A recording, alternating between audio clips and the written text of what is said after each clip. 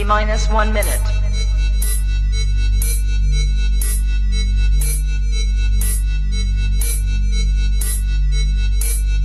T minus 50 seconds.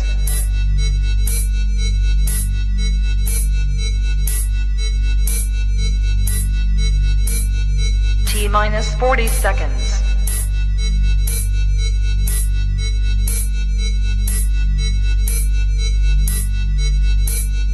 T minus 30 seconds.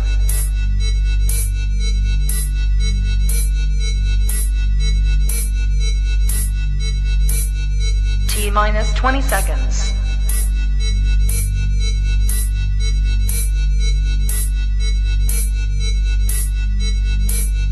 Ten, 9, 8, 7, 6, 5, 4, 3, 2, 1, 0.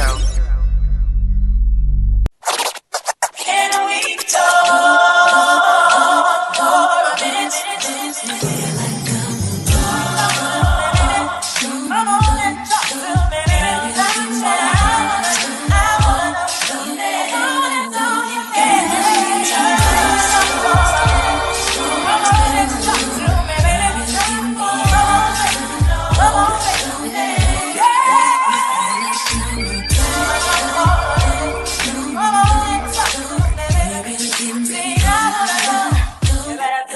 Come and talk to me. I really wanna meet you, girl. I really wanna know your name. Maybe this will help.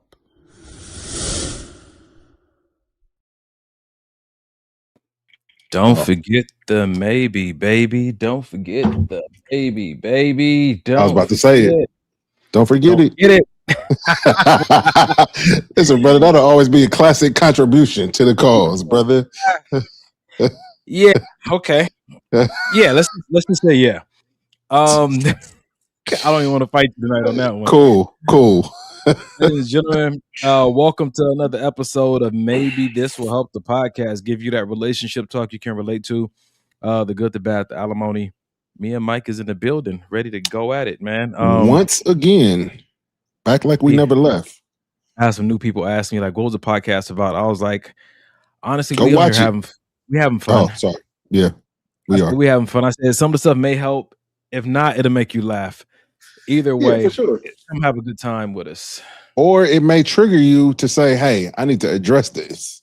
I don't know why this show got under my skin so much, but I need to see what's up. You know what I'm saying? Yeah, that is true, bro. K That is Dub true. in the building, AJ in the building. What's going on, ladies? Ellen, what's going on? We see you guys coming in. Yo. We're gonna go ahead and get started though, because the people who showed up on time, they ready for this. So, Mike, best part of your week, bro, before we get this conversation started. Man, best part of my week. Shoot. I'm not gonna even hold you. Best part of my week was leg day. My brother has been gone from the gym for a whole week, which is unheard of. Well, he hasn't been gone. He's been showing up to the gym. We've been going at different times. We usually go and work out together for the most part, but he's been coming at different times because of other, priorities. So we linked up on, what was that? Friday,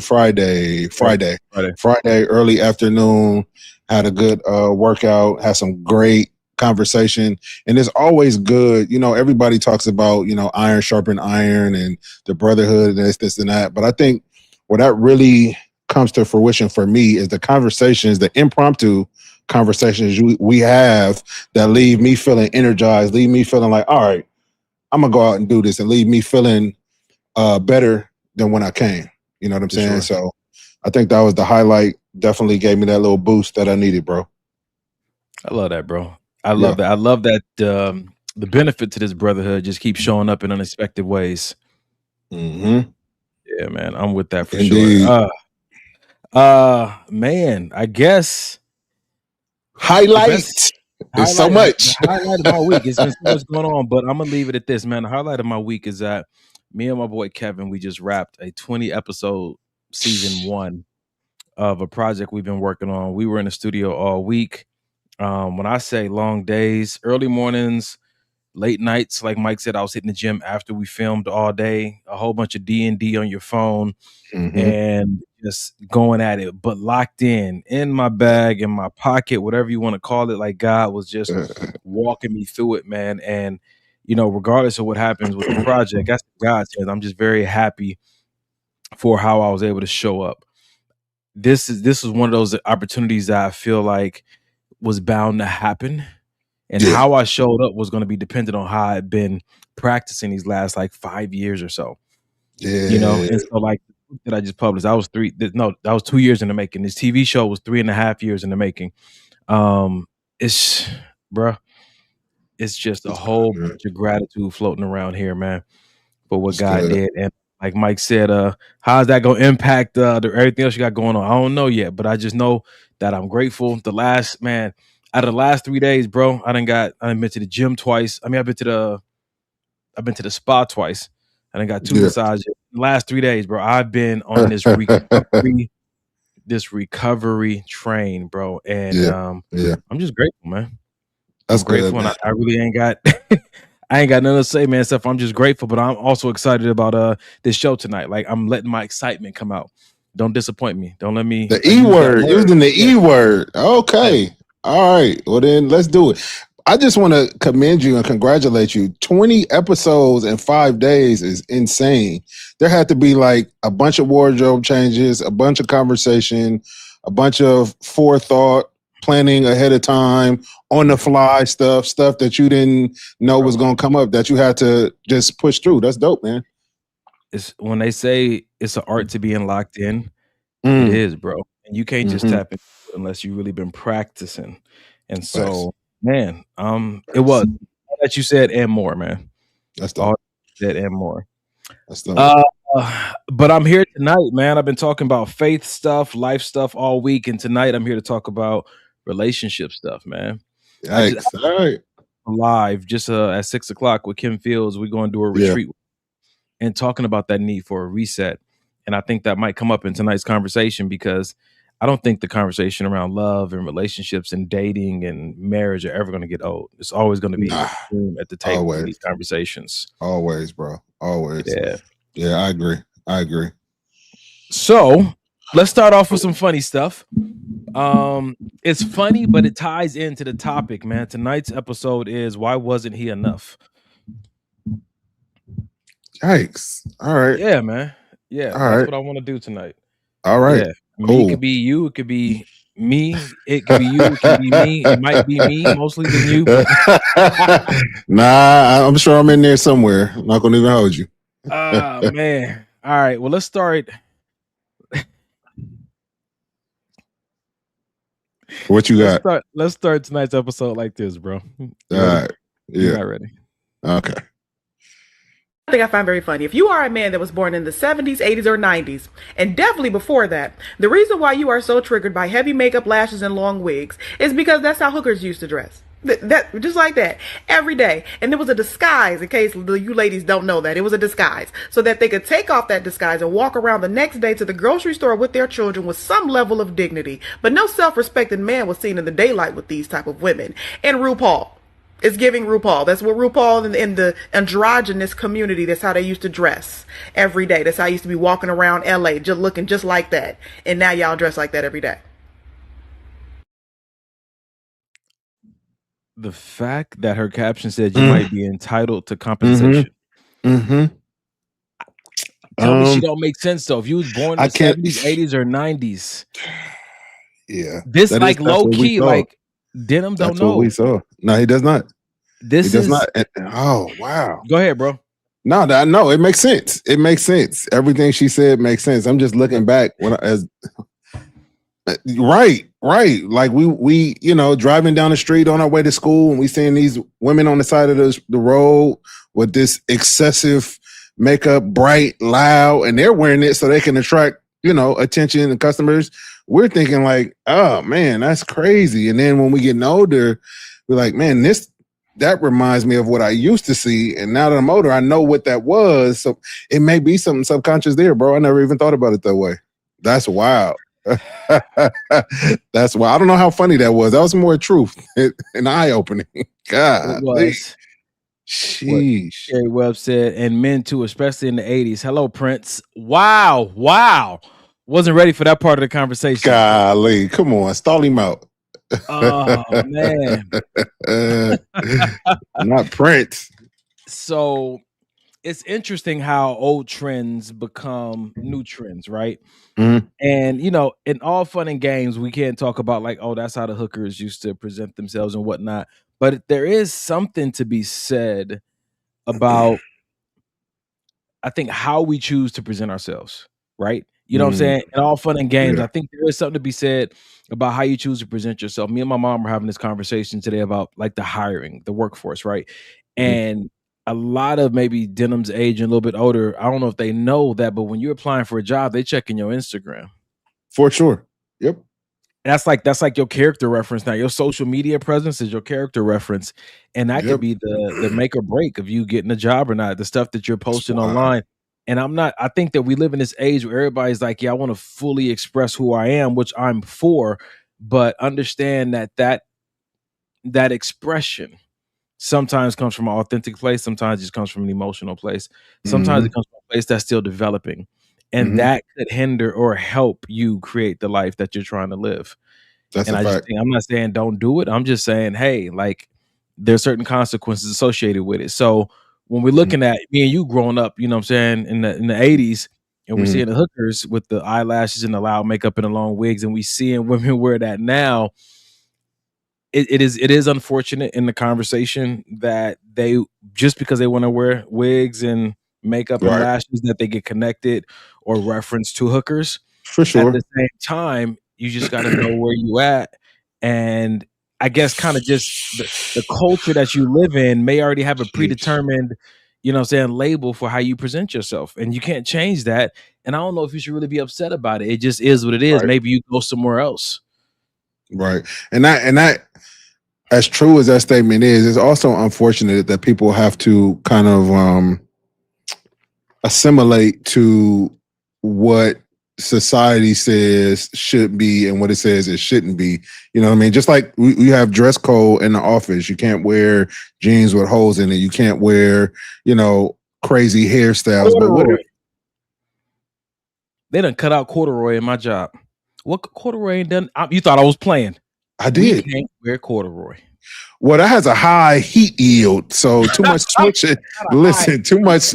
It's some people that their thighs rub together. So when you got corduroy rubbing together all day long, that's fire hazard. Fire hazard. Finish For your sure. thought, bro. Finish your thought. I can't. I'm done.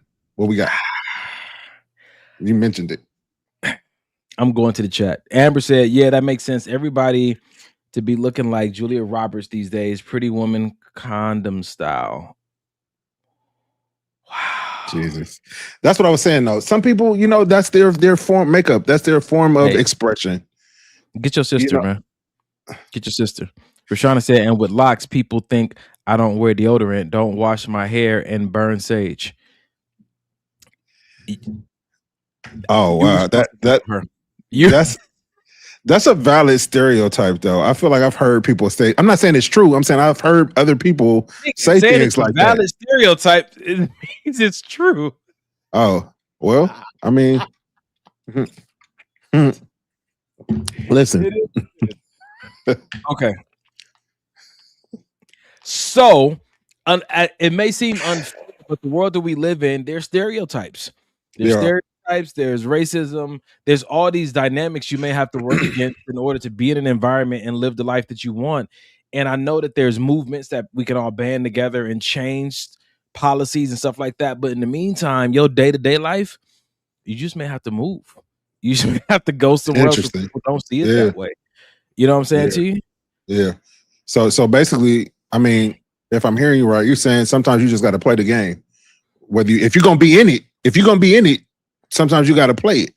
You know what I mean? If you choosing to be, not saying I'm that. saying, I'm saying, if you're choosing to be, let's just say in California, if you're choosing to be in California, and like you said, your job is saying certain things are not appropriate, and there's all these other rules and regulations. If you're gonna live here, you got to abide by their rules. You have to play the game. Just like for me, I like guns. some guns are not legal in California. So do I stay and just not have those guns, or do I move and get out of the game? Sometimes you have to stay if you choose to and play the game. I think so. Is there a difference between playing the game and just being okay with the consequences? Yes, there's a big difference. So that's what I'm saying. I'm saying, like, you're not playing the game. You just accepting, like, okay, this is how it is, right? Growing up being black, like, you know, is the game that I have to dress more white? I have to look less, you know, black, like dangerous black, in order to get ahead. That, I feel like that's me playing the game.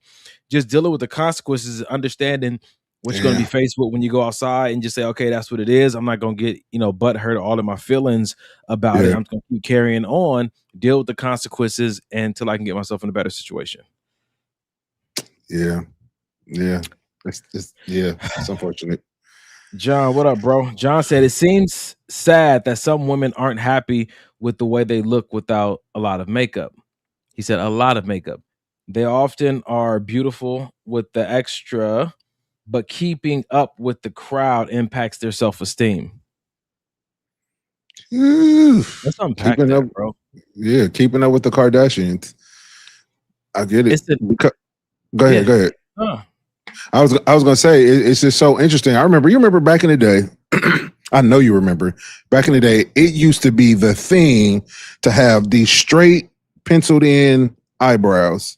Black girls was doing it. Hispanic girls was doing it. Everybody was doing it. But then when that fad went away, it was cool to have the bushier eyebrows. So I think that, and I'm just speaking on women, there's certain trends that men had as well.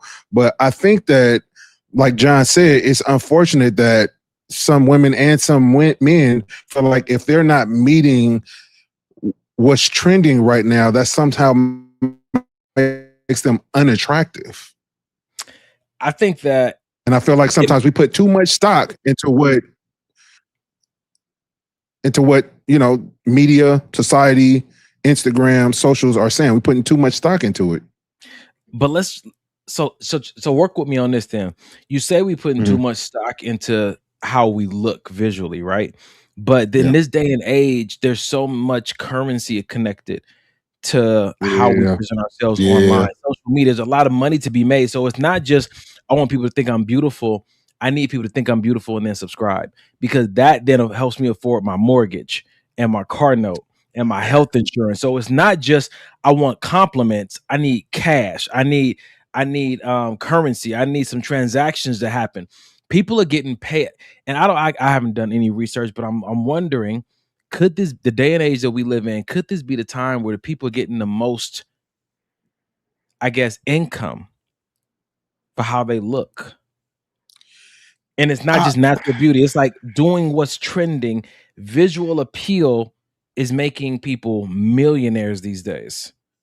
I agree. I also think that's a very small percentage are making millions off of, and and I think I stick with what I said, bro. I think that a lot of people, they just you know, they see the BBLs trending, they see the full lips trending, they see, you know, whatever it is for men, pec implants and ab implants. They see all of these things trending, and they're like, shoot, if I'm not doing this, then people won't find me attractive, period. Not about necessarily, because I agree with you, there is money on one side of it, but there's also self-esteem on the other side of that as well. I think, I hear you. You're right. I think that maybe it's 50-50 there. I think some of it is self-esteem. And I think that a lot of people wouldn't care about these trends if these trends wasn't connected to currency. If people wasn't making monetary transactions because of these trends, people wouldn't care about these trends. I think because the trends are connecting people or increasing people's bank accounts, that makes them more appealing. And then, of course, I think the other side is that my internal, you know what I'm saying, value system is impacted when I get likes and comments. I feel that. Yeah, man. There's that validation, man. And that's a validation is a damn drug, if you ask me. Yeah. We got a bunch of comments rolling through too. All right. Do you have something else to say about that? I don't know. It seemed like you had a quick moment. Yeah. I'm trying to. Yeah, I do. But I want to read the comments. Pookie said, "Oh, I definitely used to shave mine off and draw Cool. them back, looking straight foolish, Lord. But it's we could have a whole 2-hour conversation about We could. trends. What We could. what We are could. they? We could. And who said this was fly right now? And you know, every trend doesn't work for every person. I don't even know, man. I know there got to be some kind of science behind it, but Yeah. I look at some of my old pictures and some of the stuff that I used to do, bro. I'm just like, Mhm. I think everybody just needs good friends Agreed. that will tell them the truth. Like, no, that ain't gonna work because I had good friends. I just I wanted to do my own thing. I was about to say, I don't It know if didn't that'll work even for you. Yeah, man. God, sure. That's funny. Sheesh. What else we got over here? Rashonda said, "My hope is in the Lord." Listen,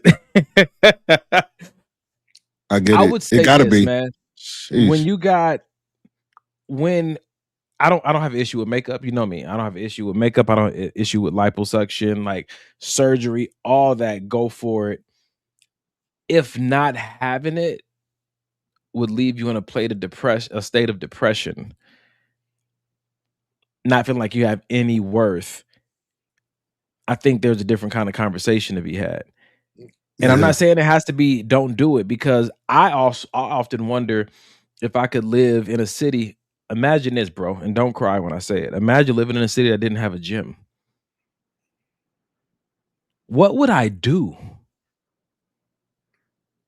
I think that's how Yeah, that's connected I wild. am. Yeah. Nah, I don't I'm with it. nightmare, instant nightmare. Yeah.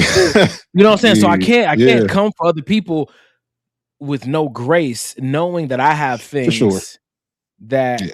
I need, that I feel like help validate a lot of who I am. I I'm can done with you, understand Shonda. She said flip tires. it. Who said, I was about to say, yeah, that won't work because I didn't listen to my friends. I love what I love. Damn, what my friends thought. It And I feel that, and to me, that's cool. I feel like there needs to and should be some sense of individuality. You know what I'm saying? I'm not, like, I get not going with the grain. You know what I'm saying? You and I have told that against the grain line several times. You know what I'm saying? And I feel like that's a part of what makes you, or me, or pook. You know what I'm saying? So we're gonna challenge some stuff. We move on to the next one, because tonight, ladies and gentlemen, we're talking about beauty standards, and let's go with Ray real quick. Ray said, "What do you think will be the next trend when it comes to beauty standards?" What are you seeing, Mike? I'm seeing that they're trying to blur. Yeah, and I'm heavy into fashion, modeling, all this other stuff. I think that what I'm seeing a lot of is they're trying to blur the line between masculine and feminine in fashion. So you're seeing a lot more men with sheer clothing, a lot more men. You know, the inseams is getting higher and higher and higher. Even men wearing skirts and dresses and all of this other stuff. You know what I mean? So I think that's, and even when you watch certain fashion shows like the New York Fashion Week and all this other stuff is just, in my personal opinion, is getting a little weird, and it's leaving fashion and going another direction. It feels like. I feel like it's just going back to the 80s, bro. That was Rick James. That was Prince. Like this is not new.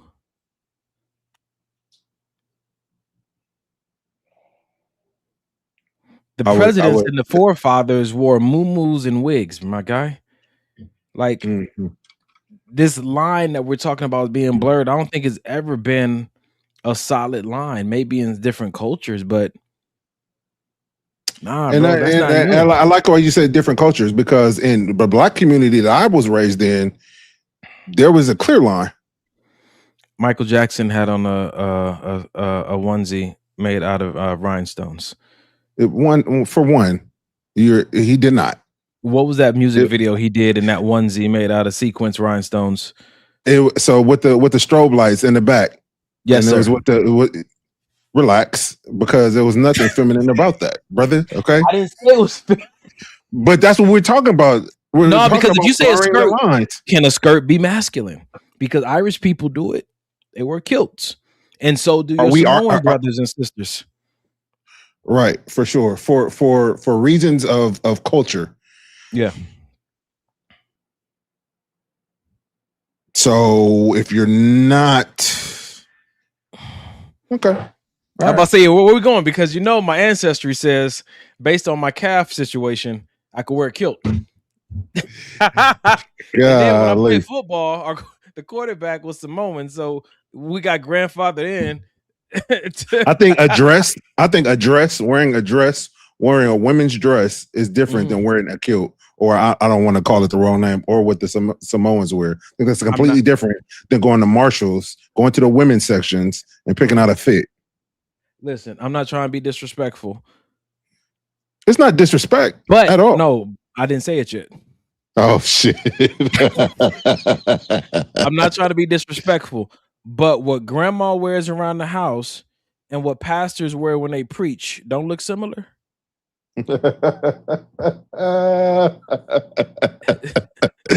on your own with that one? You don't want to join the conversation? Dang. It's a muumuu, for a lack of better terms. It's a robe. It's a robe. And I crossed the line. I went too far. Listen, Ferguson Marv said Lenny Kravitz. I think it's the intent. What's maybe then fired. Huh? One of my friends here on IG. Go ahead. No, I said that maybe it's the intent behind it. I don't know. For one, I think I'm asking though, like, is there such thing as clothing that's specifically for men and that's for women outside of bras? Well, I mean, to be honest, no. You can wear whatever you want to wear. You can get a G-string and put it on, a satin G-string from the women's department put on, if that's what you want to do. Is that who they made it for? I doubt it. That's so interesting. Yeah, because I remember growing up when I was a kid, boys didn't wear pink. Like that was a thing. And to me, I agree. And to me, that's always been some toxic masculinity stuff. It's a color. If the color is nice, the color is nice. I'll throw on a pink dress shirt with no problem. And it's an article of clothing. Right. You know what I'm saying to you? So I'm wondering, like, sheesh.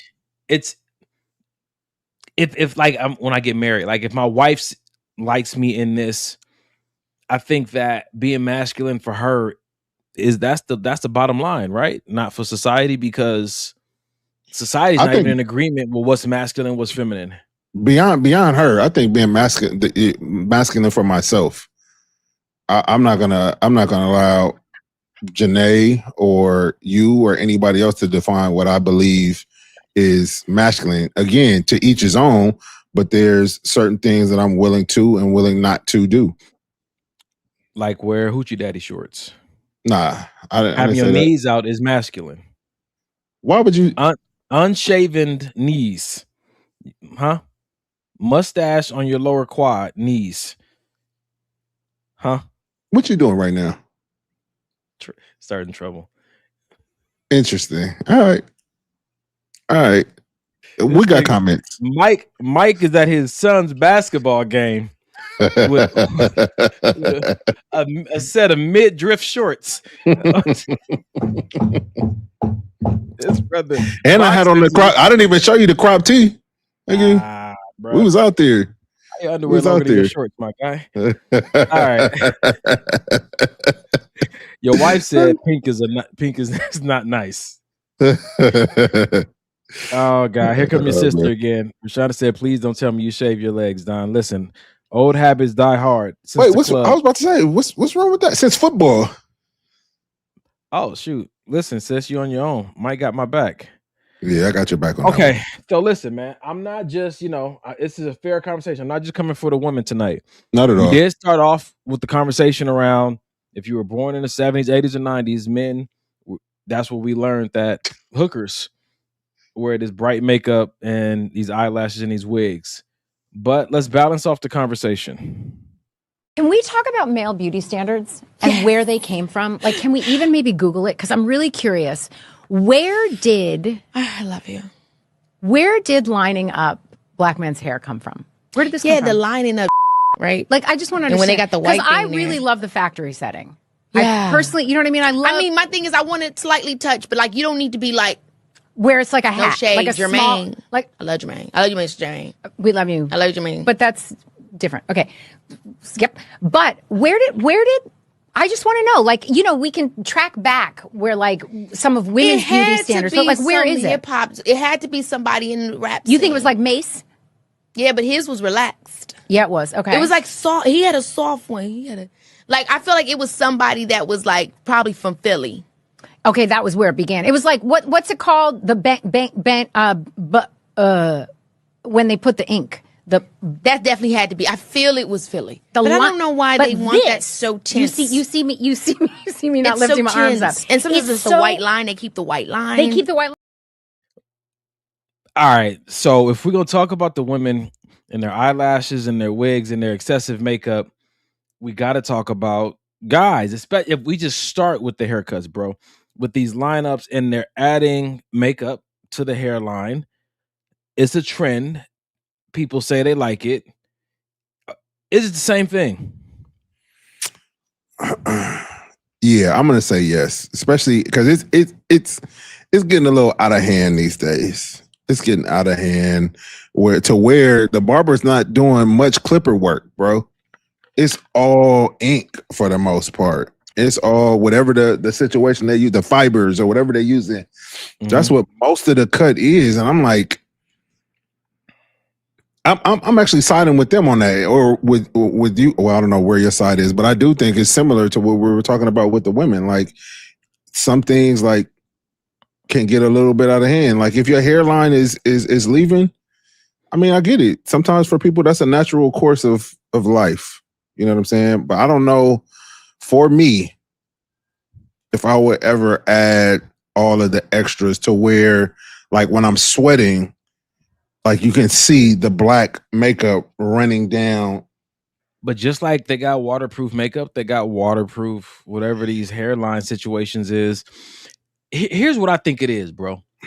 I think that people, all of us, to some degree, are trying to enhance how we look physically so that it doesn't become a deterrent for opportunities, right?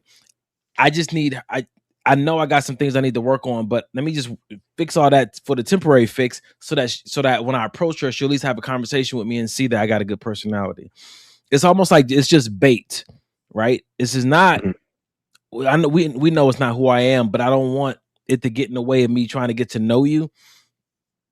So I'm gonna pretend like I'm gonna go male and female. I'm gonna pretend like this is all my real hair, or this is my natural skin tone, or this is the way my skin really looks. As a man, I'm gonna pretend like this is my hairline. I'm gonna pretend like, you know, whatever the other stuff that men do. But once you get to know this person, or maybe even after the first conversation, and the person realizes that that's not you, that's not your real hair, that's not your real height, that's not your real size, you don't look how you looked on the picture, then what? You did all of that to then do what? You already in.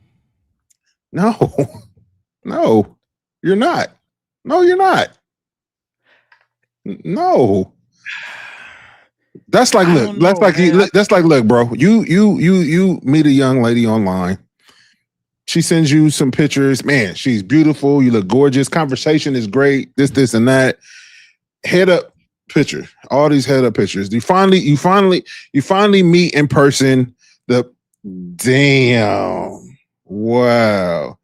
You finally meet in person. This is what's happening to me before in real life. You finally meet in person, and the bottom half don't add up. We've been talking about how much we both love going to the gym, because now you gotta make the pictures make sense. So now you telling lies about yourself and what you do and how much you, and now it's like, damn, all this great conversation, all of these similarities that we've had, but physical attraction is still important. I'm not saying it's the end all be all, but not only is it that, I feel like you kind of lied. Now we're talking about being deceitful. I'm cool. It's too much of a game. It's too much of a game. It's too much of a game. Says the guy that's already married and ain't got to worry about none of it. It's I feel bad for you. interesting when you know the culture. I would dare say maybe 10% of the people who post pictures don't use filters. Okay. Online. I would agree with that. Yeah, no, I'm with you on that. Yep. I think we have a personal responsibility to curb our expectations with anything we see online, because it could be AI, it can be a filter. It should really be used as entertainment purposes. And I think that it does require you to look for something else as far as substance. What are they saying? Where are they going? What's their life like? Because you can't trust your eyes these days. Damn. You cannot. Yeah. You cannot. So are we asking questions then? If we're talking about dating, right? Are we and the hairline is just too crispy? Are we asking these questions? Is your hairline actually receding? Is that real?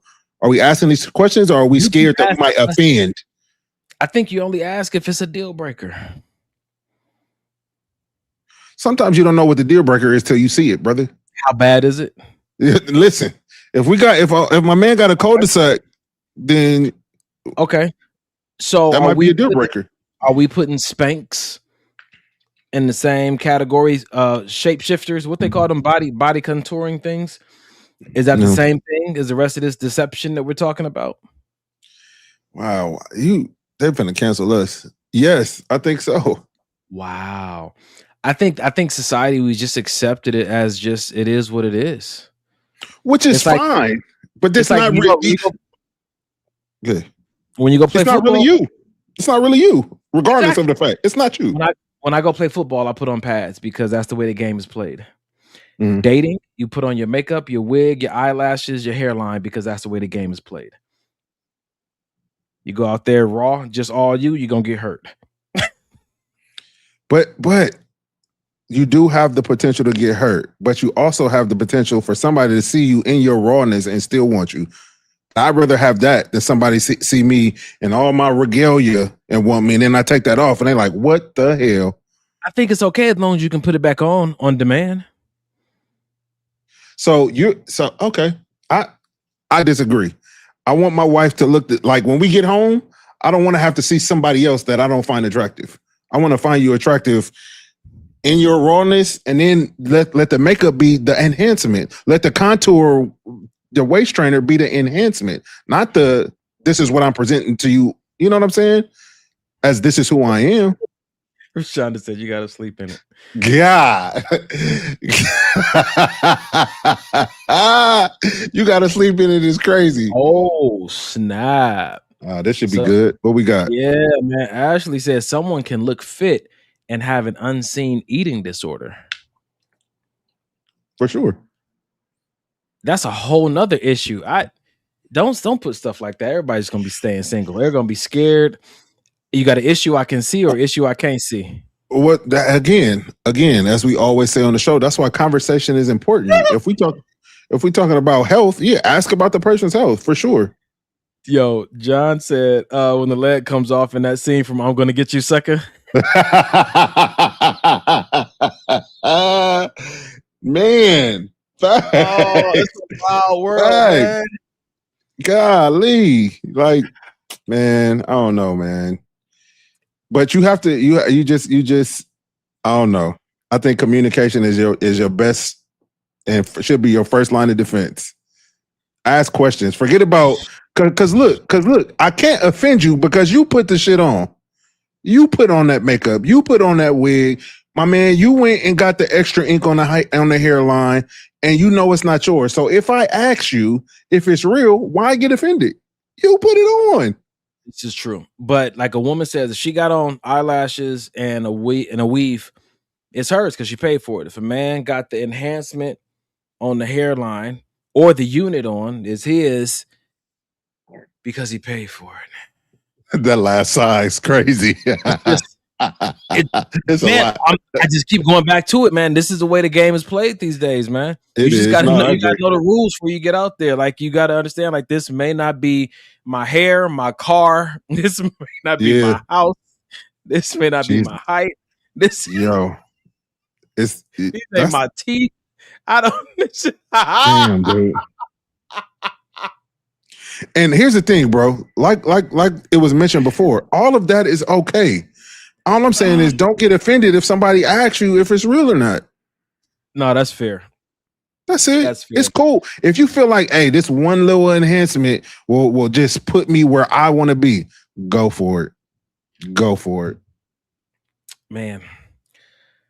All right. Yo, just go to the pool or beach for a revelation. That remember we used to say going swimming for a first date? Yep. That'll tell you everything you want to know. Yeah. So let's have this conversation before we move on. Betty said these days there's a lot of shallowness. It's been shallowness since the beginning of the time. This ain't new. It's enhanced. This ain't new. Nah, this ain't new. This ain't new. I think maybe it's more now because people are doing even more to present themselves as beautiful. Interesting. All right. So you good? Yeah. I'm about to get the thing. So right here, brother. When we having a conversation about why wasn't he enough, I think that before we move on to the next video, the point that I wanted to kind of make here is that if you're doing all these enhancements, right, or if you're making these alterations to your physical appearance, just understand that whatever you acquire while you're dressed in it may just be a temporary opportunity for you. That's good. It's just the small print. Like, yeah. It's almost like, and I remember my homeboy told me this, don't carry the confidence of how you look with the makeup. Carry the confidence of how you look without it. I like that. You know? I like that. Yeah. And allow it to be the enhancement. That's what it's well, initially, that's what it was made for, to enhance. Yeah, man. All right. I'm gonna move on to the next video because I really want to get into this subject of why wasn't he enough. This conversation, bro. Because he didn't have the right hairline. Shoot. And before we get too deep into why wasn't he enough, I think that I want to start by saying it's okay if you're not enough for somebody. Say that, bro. I think that's the most important part of this conversation we can have. It's okay if you're not enough for them. It doesn't change your value. That's just not what they're looking for. Come on, man. I like that. That's good. That's solid. So now this next video might tie into why there's so much distrust and out here in the dating world, the dating game, whatever you want to call it. But we're going to shift gears just a little bit. So many women are being taught to distrust the love that we so deeply desire. And that's why when we see words like simp online, they are not only damaging to men who want to display acts of love and affection to women, they're also damaging to women because we start to believe that men who show affection, adoration, who want to love you out loud are embarrassing. It's not cool. We're so overly programmed to be drawn to the nonchalant guy, the cool guy, the guy that reserves his feelings, the guy that doesn't show you how much he cares about you or how he feels about you. And we romanticize these things because we're obsessed with the chase. We're obsessed with the high of does he or does he not? Listen, all that stuff is cute when you're young, but as you start growing older and your brain starts to mature, baby girl, you're not going to want to play those games anymore. You want to be with somebody who you know how they feel about you. And you don't ever have to second guess that because he's too cool to show it. Or you're scared that he'll be called a simp by some random strangers online. So I got this video up because I know that you coach a lot of young men. Yeah. And I know you hear a lot of their conversations about girls that they like and trying to measure up to maybe, the girl's favorite celebrity and all those kind of things. And a lot of these young guys that I come across, these young boys, they are like, they're sweet. Yeah.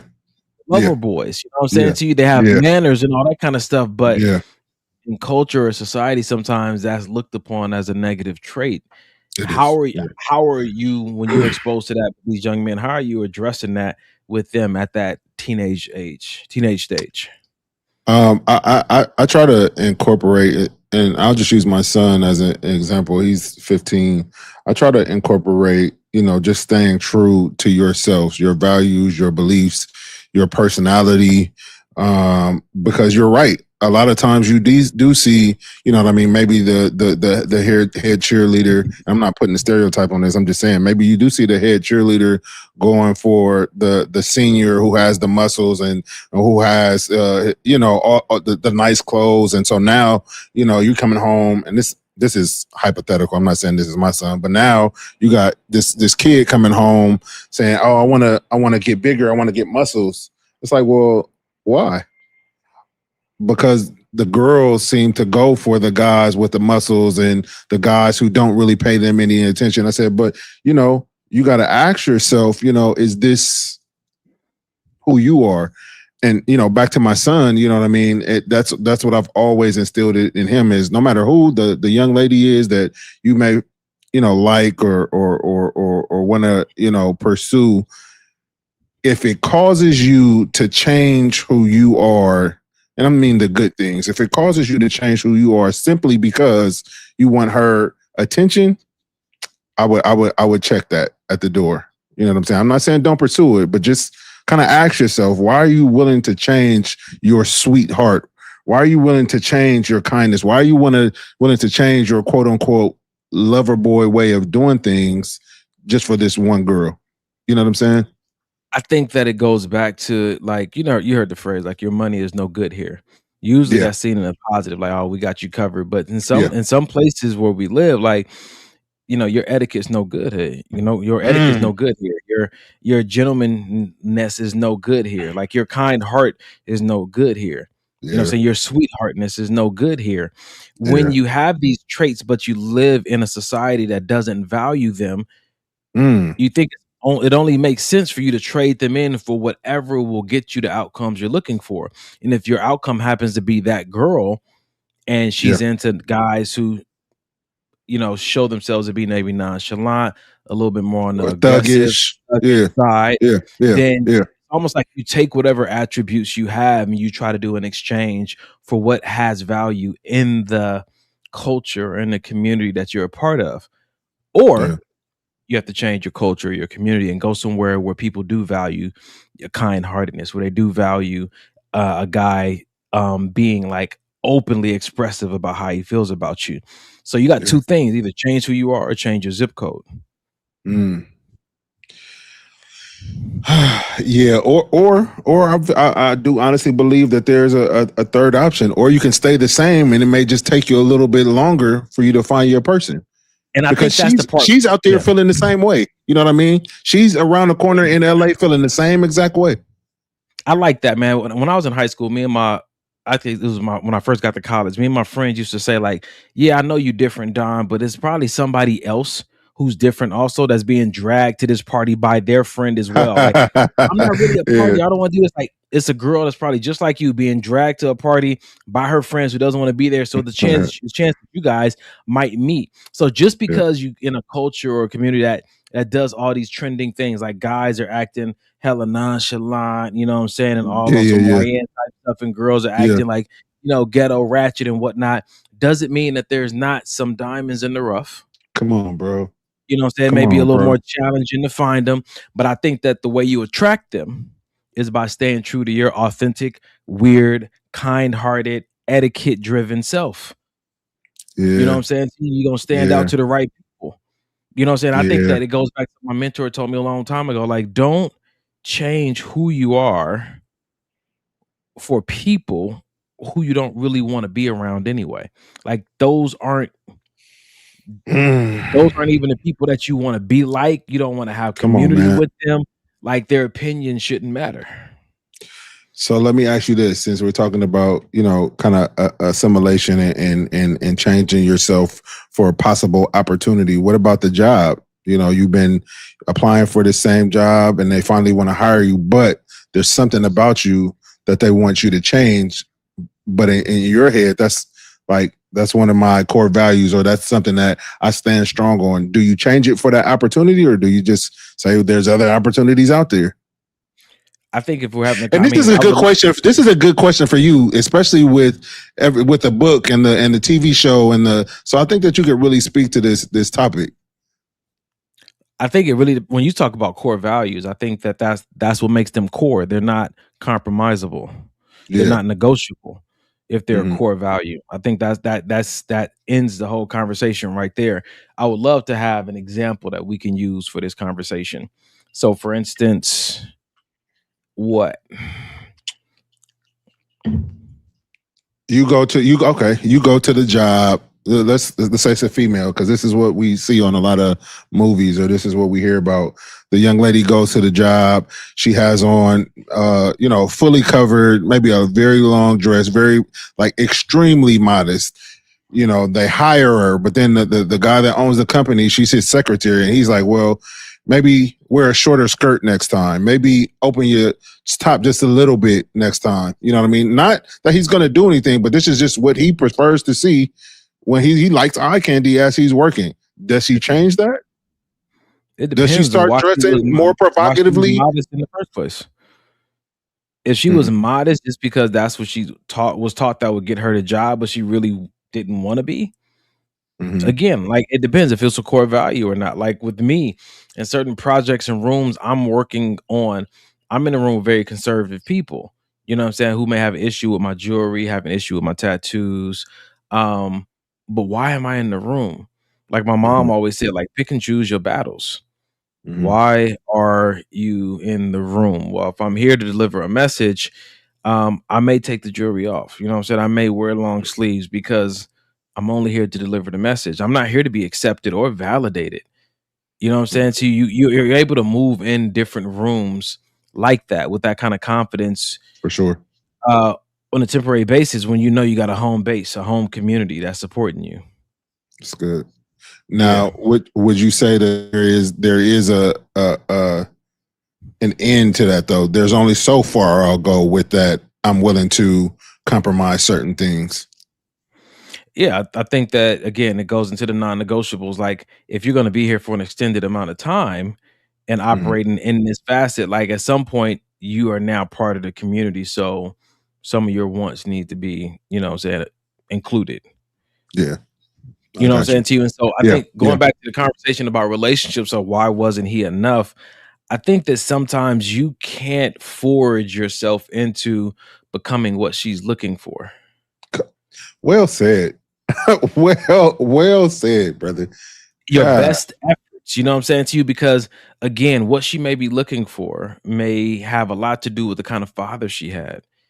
You know what I'm saying? And you can't pretend to have training that you don't have. You can't pretend to be someone that no one ever like instilled the character and the traits in you to be. That's so good. Like, everybody will see it's a costume. It's so like a dude that's a sweetheart, that's a lover boy trying to act tough and nonchalant. It don't hit the same, bro, because it's just not who you are. Yeah. Same thing for women. Like, sometimes she just won't be enough because even in her best efforts and in her heart, she wants to be this type of way, but that takes training. Yeah. Like sometimes years of molding. Damn. That's good. Is there ever a time, though, when you should try to be with the other person, with the one you want? Once is there ever a time where I should, you know what, she likes this, I'm gonna just do it just because, only because she likes it. She likes when I wear plaid, so I'm gonna go out and buy $500 worth of plaid outfits only because she likes it. I hate it, but she likes it. Well, you already know I'm gonna say yeah. Oh, I know, brother. Errol told me a long time ago. He said, "Bro, if it ain't gonna kill you, give it a shot." Yeah. You know what I'm saying to you? Maybe this person brings something out of you that nobody else has been able to bring out of you. Yeah. You know what I'm saying? So give it a shot. You know what I'm saying to you? If it don't violate your core values, if it may feel different or uncomfortable, give it a shot. See how it feels. You know what I'm saying to you? It might be, that person might be in your life to help stretch you, you know what I'm saying, or to bring more of your authenticity, your potential out. That's really good. It's a slippery slope, bro. It is a very slippery. so many nuances. I met this one girl, bro, and she just wasn't into beards. Yeah, I've been there. Hair, and I liked her, bro. What did I do? What did you do? I wonder. What did you do? What'd I do, Mike? You shaved every stitch of hair was gone off that face. Listen, I cut the beard off. So I think it was our second date or something like that. She was like, and she never said, "Oh, I don't like them. I hate them." She's like, "I'm just not really a big fan of beards." It was just in passing conversation. She never said she wanted me to cut mine off. And it's so funny, bro. I run into and I talk to men all the time that do things like that, and they say, "Man, I the girl I was dating, she said that we'll just go with beards. She said that she didn't like beards, so the next day I went and cut mine off, and I FaceTimed her and I showed her, and she hated it. Dang."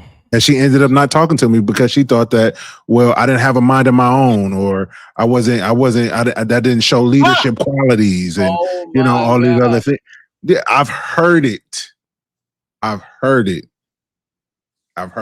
It's wild. It's wild, but it's true. She didn't ask. Let me ask you a question. At what point in the dating process should you start to be open and willing to making alterations to your physical appearance?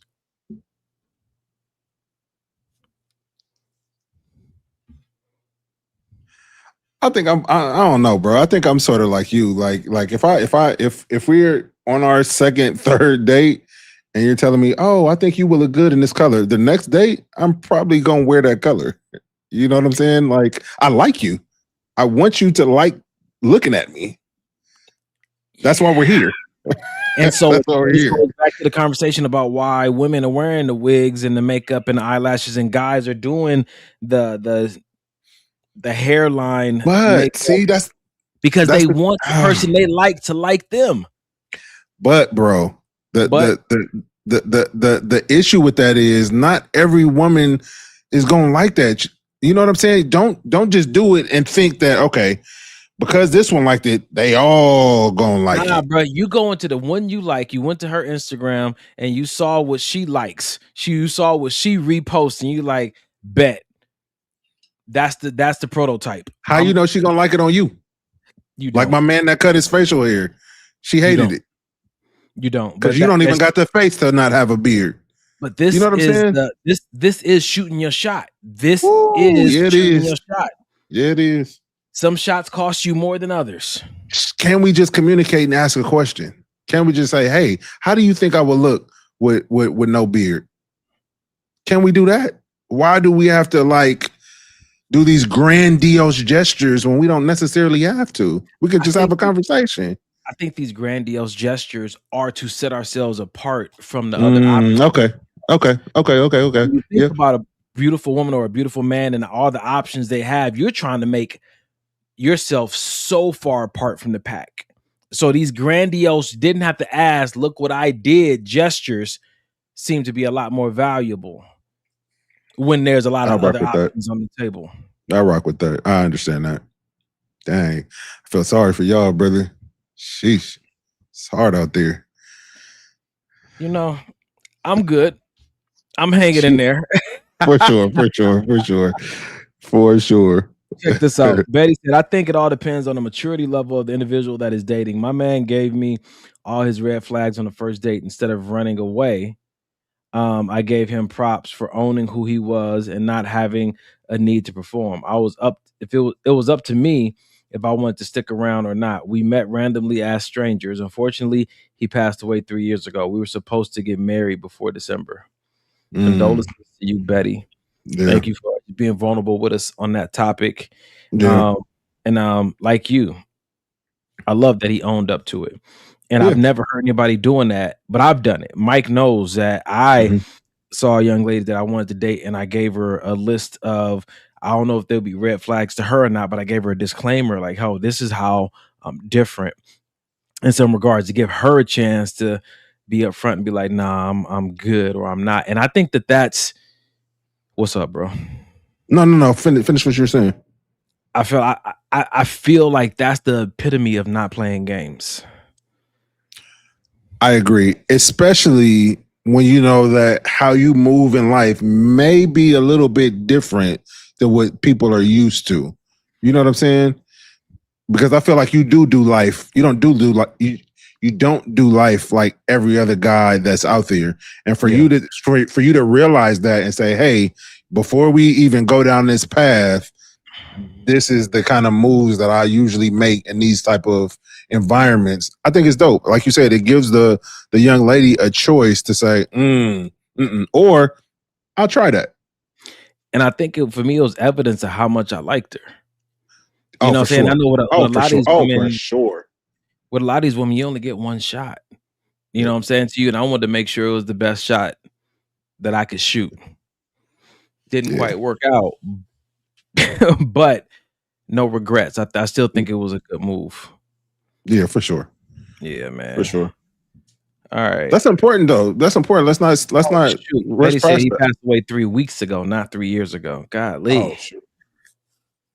Prayers for you. Yeah. Gee whiz. That's a good point though. Not having those regrets and not allowing, because somebody didn't see the value in you because of how you move, not allowing you to say, all right, then I'm gonna just change the way I move, because I've been getting too many women that are not really appreciating me for who I am. But instead of doing that and having that kind of attitude, which a lot of us do, it's still like, all right, that just wasn't the person. Cool. And so for me, I'm wondering, is that a conversation of they didn't value you, or they know what they want and that just wasn't it? That could have been that, for sure. And that's okay. That's why I wanted to have this conversation about not being enough. I think we need to take this negative stigma off not being enough. You weren't designed to be enough for everyone, or maybe for everyone that you want. And I think that the sooner you find out you're not enough, that's great, because if you're not enough and you still get the position, it's going to be too much for you. Come on, man. And it'll show. No matter how bad you don't want it to show, little things will start to happen, or you start making little snippy remarks. It's like, oh, I thought you said you was cool with it.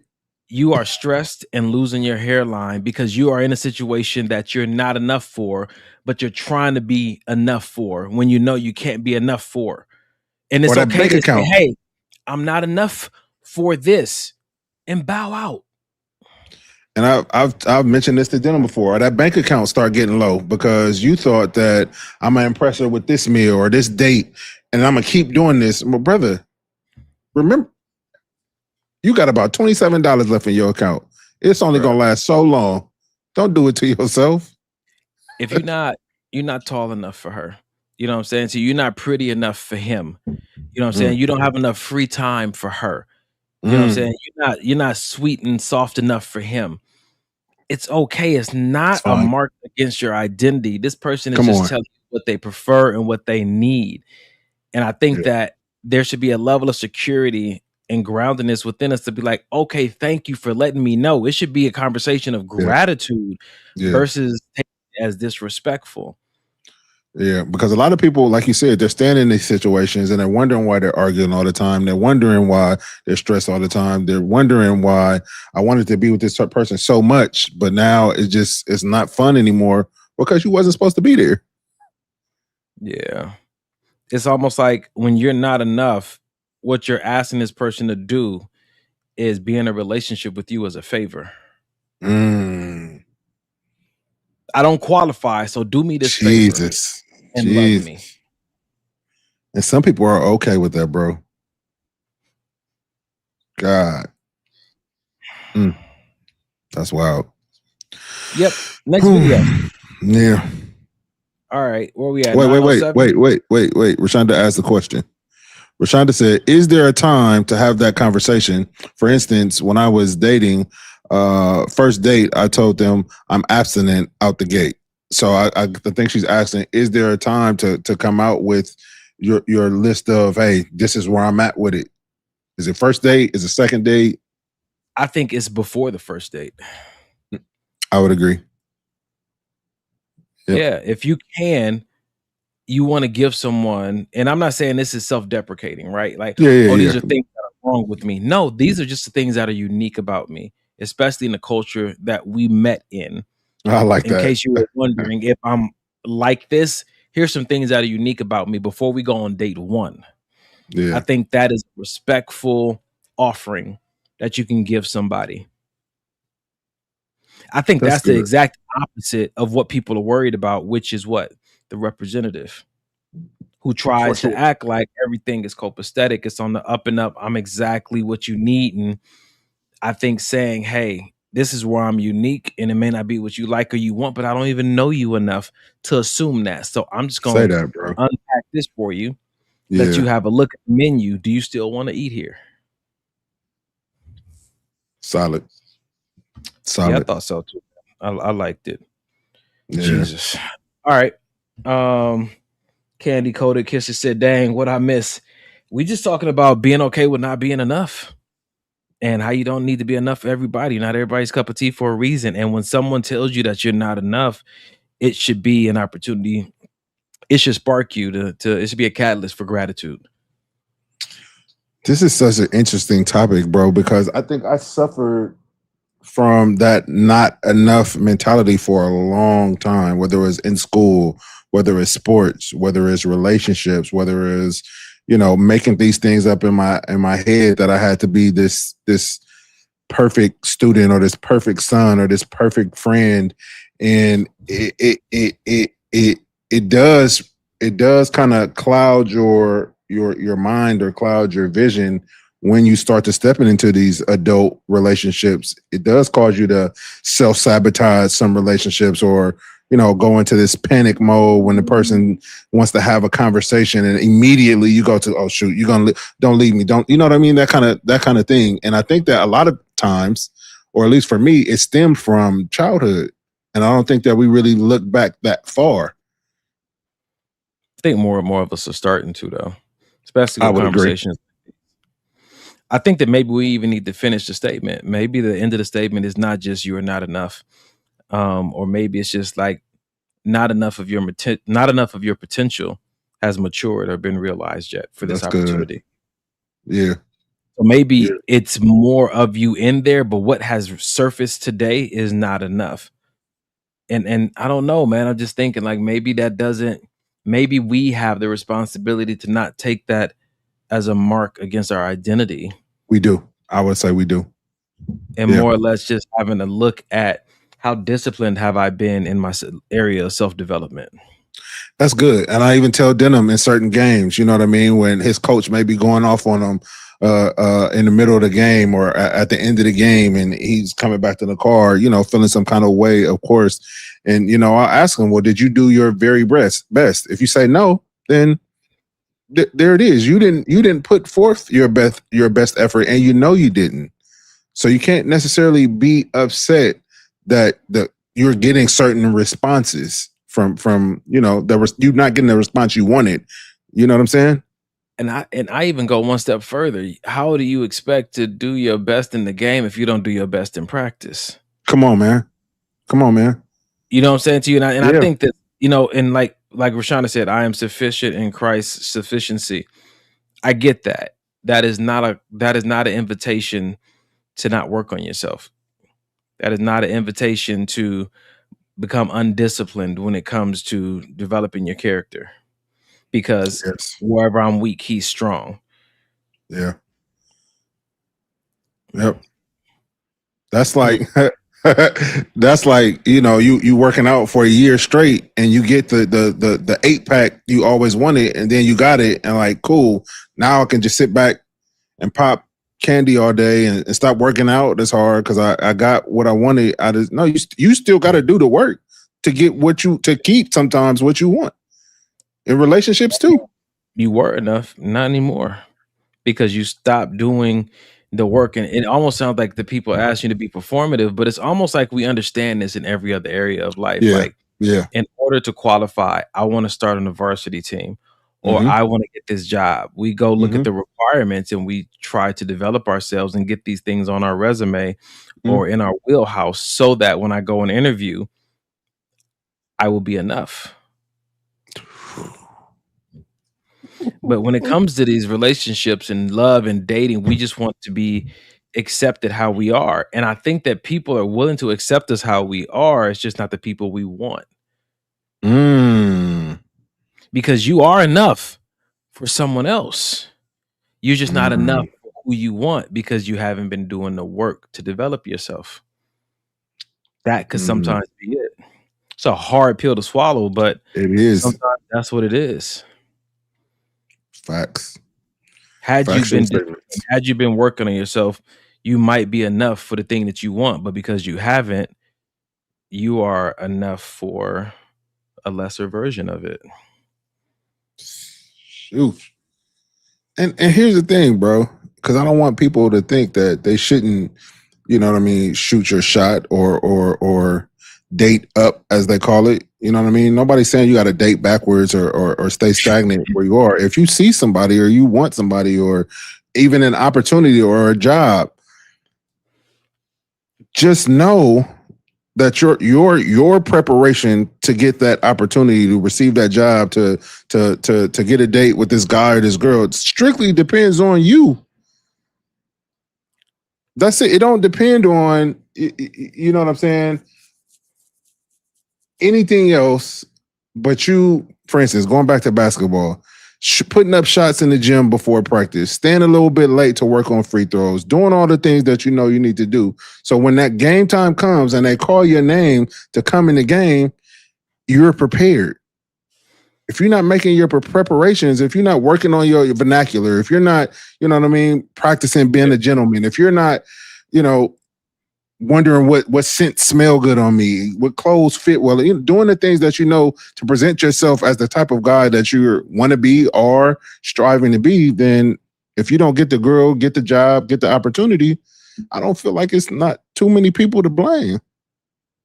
I guess if you cannot be enough for something today and be enough for it tomorrow if you do the self-work. If you do the self-work, bro. It sucks to sound like you're having a conversation about qualifying for love, partnership. But when you think about what partnership is, you're asking somebody to come alongside you and carry a specific weight.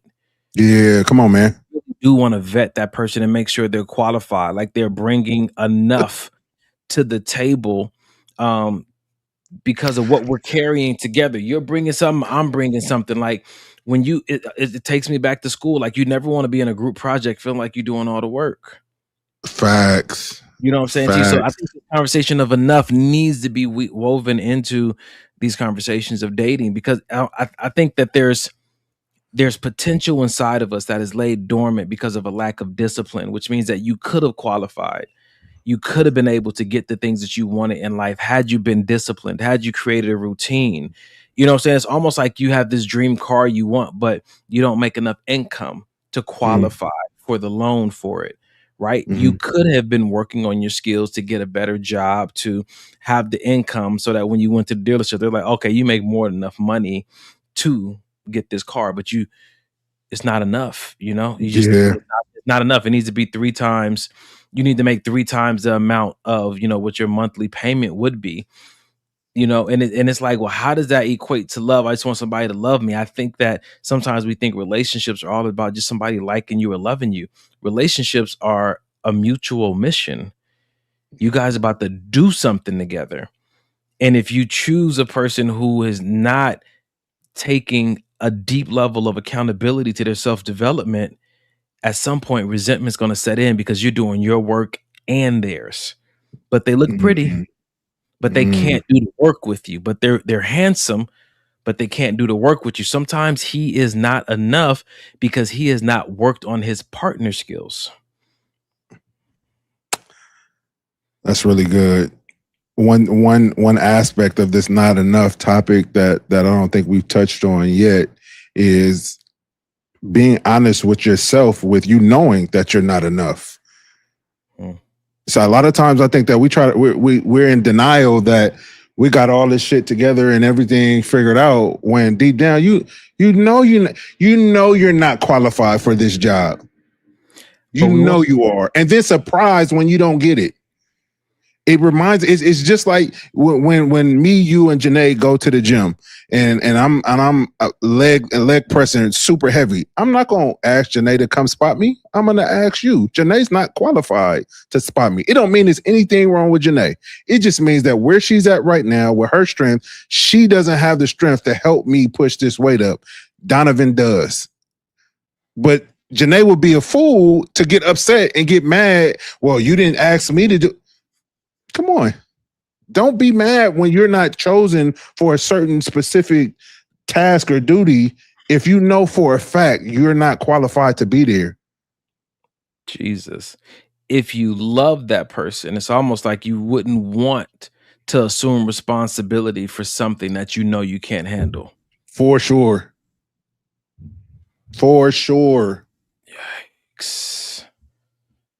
All right, bro. I'm ready to move to the next topic. Let's get it, man. This is good. Listen, The Exorcist said, when is enough? When enough is enough, make it enough before it's made enough. Ooh, ain't that the truth? A whole bunch of riddles happening in that one. Right. So I think we've had a good conversation talking about, am I enough and all kind of stuff. Do you know how to recognize enough? I think that sometimes, this is a part of the conversation we need to have when it comes to dating or seeking a partner. Do you know how to recognize when someone is enough? Because sometimes we want things that we don't necessarily need, and we disqualify people for not having things we don't really need, but they have everything we do need. But because culture said that you should have this also, some people are being disqualified, excommunicated, because they don't have all the extra. Facts. And I think that also what culture has done is made enough synonymous with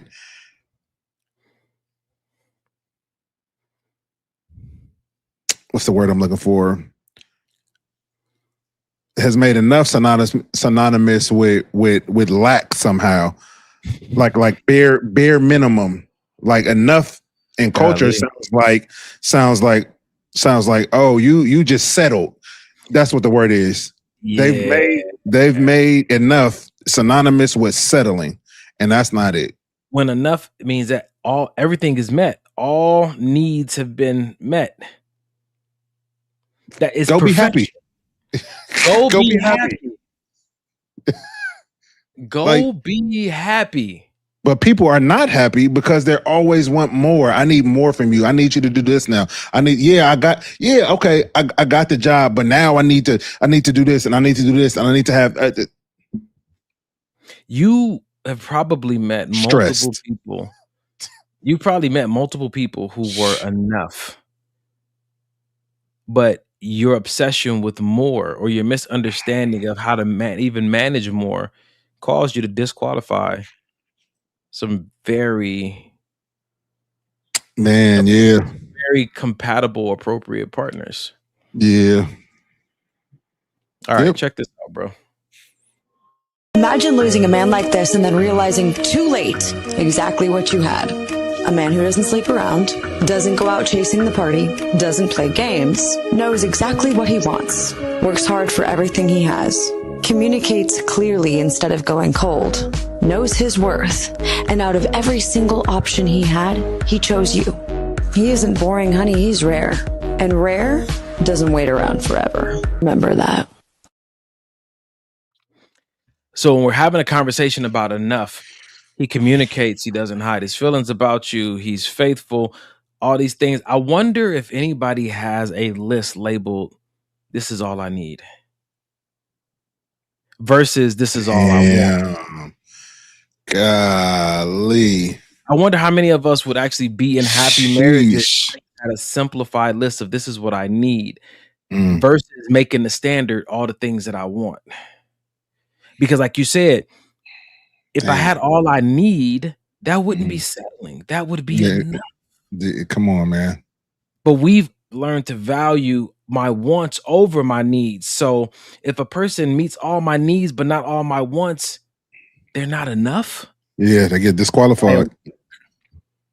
Wild work. Mm-hmm. Yep. But I mean, like you said, a lot of people don't go into, I use dating since that's what we're talking about. A lot of people don't go into the dating scene with the list of these are the things that'll be enough. They go into the dating scene with, oh yeah, girl, I need this. He got to have this. Oh, if he don't have this, just a laundry list. The same thing. Guys do the same thing. Oh, she got to have this, and she got to be like this, and then and if they were, you couldn't handle it anyway. Jesus, or reciprocated. He got to have all this money. How much you got? Why he got to have it? You ain't got it. I think Rashonda said it best. We're insatiable. When that's good. Yeah, that's a good word. Yeah.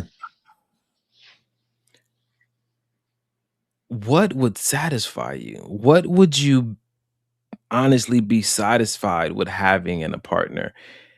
It's almost like that there's no list for that. I just want more. And that's how cheating, to me, that's how cheating can potentially come about. Dang. I got this great woman, but man, I just need more. Like, she's great, but I just need, man, if I had more XYZ, or this girl seems like she has more, or this guy, yeah, my husband is good, but this guy, like, when he comes to work, he just smells good, he looks good, he drives a nice car. Man, insatiable. That's a perfect word. Which means unable to be satisfied, man. Ain't that crazy?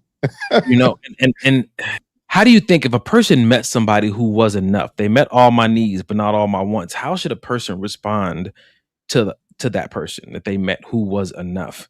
In my mind, it goes back to our first video with exuberance, with excitement, with all those games set aside. Do you realize that this person meets all your needs, maybe not all your wants? Do you know how valuable that is to find somebody who meets your needs? Y'all can work on the wants list, but to find all your needs met in this person, we got to get back to valuing our needs above our wants. And that really might be the new standard when it comes to, is we have chemistry and compatibility, but like I know what I need, and I know they're all here with this person.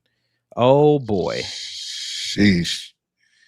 You clicked it? Yep. We on the same page. Usually friend zone them. Because you know why we friend zone them? Because we know how valuable they are. So we want to keep them around, but we also want to see, is there anything more than I can get out there? So I'll keep you around as a friend because you are great. So I'll keep you around, but I want to go see, is that grass actually as green as it looks over there? So hold this video in mind. I want to play another one since you said that. Let's get it.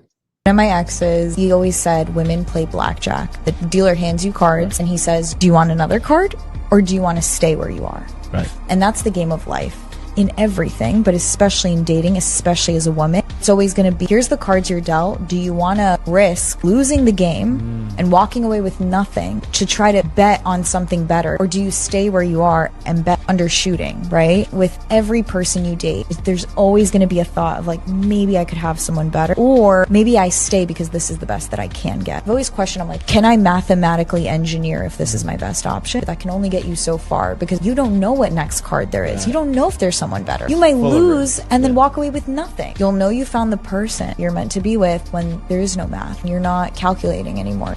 You just want them. Damn,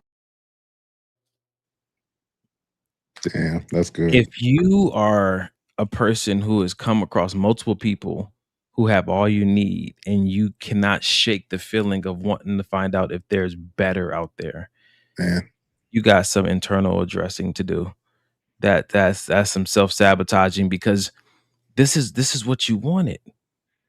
This is what you said that you needed. But you know, I can't be mad at that person, because how many people are really taking the time to identify what they need? Facts. If I said, Mike, what are 3 things that you for sure need in a wife? What would those 3 things be? So the first one would be someone willing to understand me as opposed to wanting to change me. I think the second would be open and honest communicator. And I think the third one would be to be my biggest cheerleader. Dang. That's good. Which I got. So what you got. You for sure got that. And Mike won't let me share my list online because he believes that women are listening and they're going to try to do everything that I say. You will get 15 DMs. So hey, I heard your list, and you know what's crazy? You and Carrie been saying that for decades, man. I don't get DMs like that. No, you don't check your DMs. Okay, it takes you 2 weeks to get to my DM. Sheesh. That's the other side of it. That's the other side of it. And, some people are on my immediately respond to list. Mhm. Man, that's good, bro. I think that when I think about my needs, I think that when I meet someone who I feel like meets my needs, I think that's what fuels my unashamedness to tell them how much I like them. You know what I'm saying? To try to work through certain things. And it's challenging, bro, because I've seen some people. What do you do? What do you do when Mhm. you meet someone who has what you need, but you don't Mhm. have what they need? How do you reconcile that within yourself? How would you say?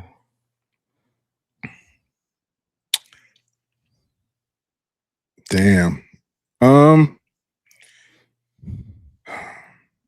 I'll say this. I think a lot of times we put a lot of weight on compatibility, meaning I like green, you like green. We're compatible.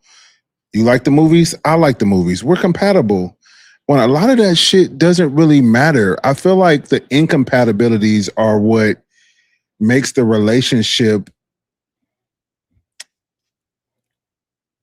interesting, if you will. You know what I mean? So when you say like I have something she needs, in my mind, that's assumption because you don't know. You don't know. Without conversation, you don't even know. So you're No, just I'm saying assuming. you've been dating this person. Oh, you've been dating, and they've told you this. You don't No, got nothing I need. seen it for yourself. Like you see, like, oh, this person has. Ask a question. Is there anything that you need that I could do? Because if you're not getting it right off of, she may be dropping hints or she may be feeling like she needs these things and you're not giving it to her, have the conversation. It may not be a fun one, or you may hear, no, there's nothing you can do. Well, then that's also an answer. Again, you're not enough. Yeah, cool. Thank you for telling me. And so I said earlier that when someone tells you you're not enough, it should be met with gratitude. But I want to maybe tailor that comment a little bit because feeling like someone is enough for you and hearing that you're not enough for them, it's hard to just be grateful for that bit of information. It can be a little tough to think that you met your person and they don't feel like they met theirs. And so that conversation of, is there anything that I can do? And the person is like, I don't think so. It can leave you in a very disappointed place. Disappointed in what and in who? I think disappointment in life in general, because some people believe in God to help match them. Some people believe life presents you with chances and opportunities. Some people believe in karma. I think that there's this disappointment because it's almost like your feelings start to confirm for you, this is it. For sure. For sure. I would say to that, I would say nobody said the game was going to be easy or fun, but if this is something, if love is what if partnership is something you want, I think it'll be silly to be naive and think that you would never feel these negative or potentially negative feelings. Like, what was the word you use? Basically, like your feelings getting hurt. It may happen. I guess the only appropriate response to it is, do you want who you want if who you want doesn't want you?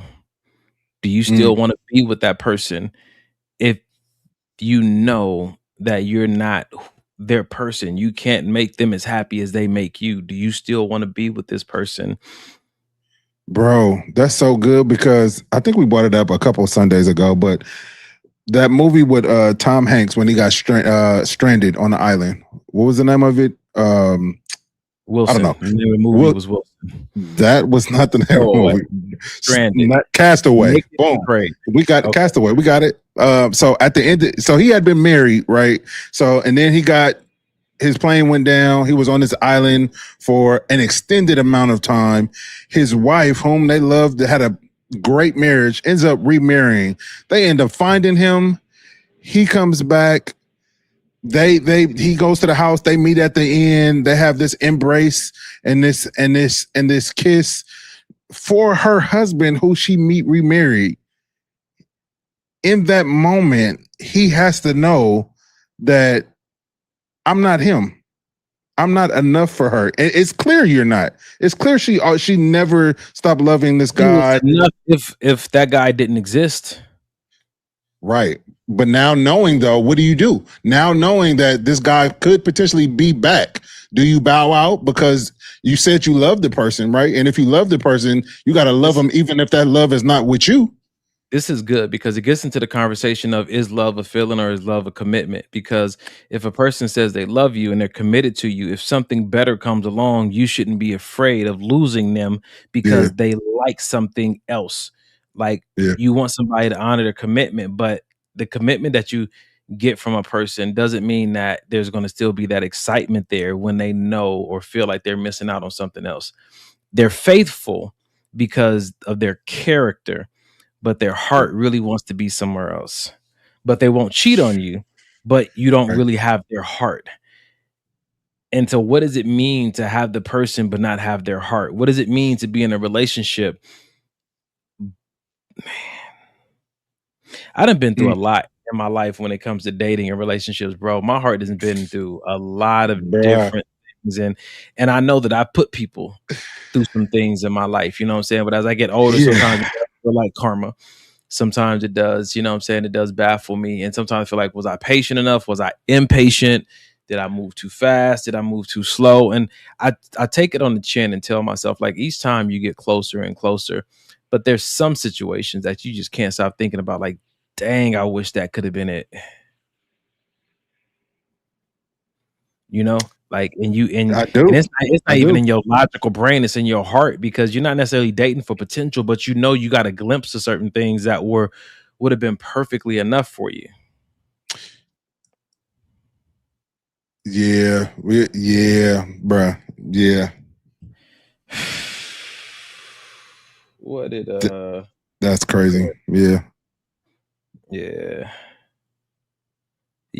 What you got there? Self-lucrative. He said, bruh, if she loves someone else, all love is lost between us. Can't be running around like a sad puppy. No, but I get that, right? Like if this is somebody, hey, if you saying you love this other guy for whatever reason, go be with the other guy. It's fine, because, you know, again, we all know what we need and we all know what we want out of a partnership. And if that's not it, don't just stay in it. Don't just stay in it because you want to play the role of being enough. Because in that moment, you're not.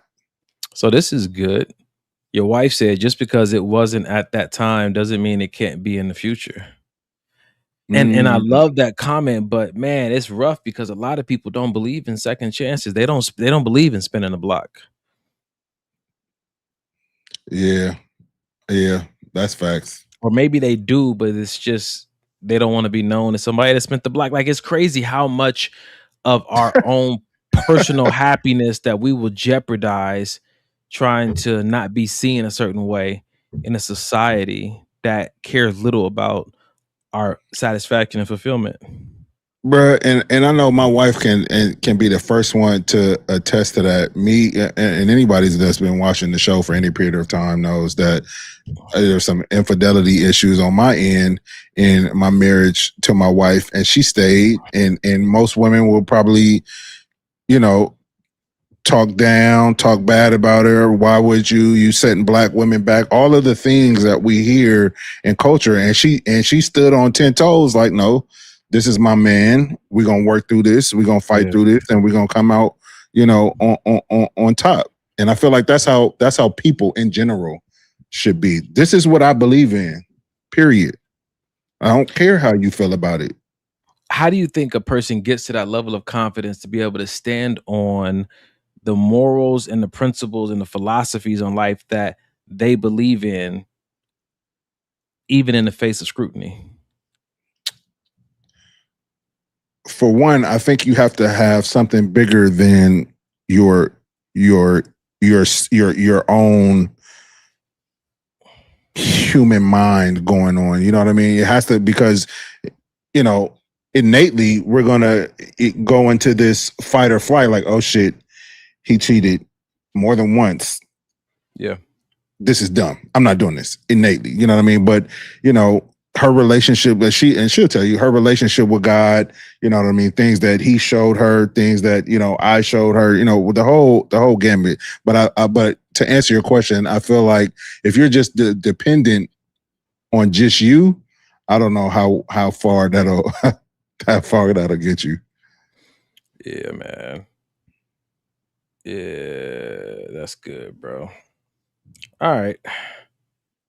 We're gonna move on to the next video.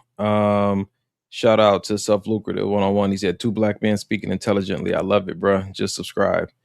My man, appreciate that. And we on here just talking about what we talking about. Maybe it'll help. Maybe to just make you laugh. We don't know. But we happy that you guys are joining this conversation with us. Right. Tonight's topic is why wasn't he enough? And so far we've kind of go ahead. Have you ever felt like you weren't enough? I feel like we never asked each other the titles of this. For sure. This whole episode is about me. You said that. This whole episode is about me. I did a change it to why Donovan felt like he wasn't enough. Oh man, yeah. I feel like as men, we often, you know what I mean, feel like we're not enough. But I don't feel like society says that it's okay to say that out loud. You gotta kind of put on the facade like, nah, I'm good, I'm cool. Nah, you heartbroken, depressed, can't eat, you're not good. You know what I mean? And I feel like coming to that realization that you were talking about, that not being enough doesn't mean that your character is under any kind of scrutiny. It just means that person didn't want what you had to offer. That person might, and that person might. Yeah, but I think that when you talk about I'm not enough, it hurts when you're not enough for what you want. Yeah, it for sure does. And I don't think that not being enough for what you want is a call to depression. I think it's a call to development. If that's what you want, go back and work on yourself. Exactly. Yeah. Yep.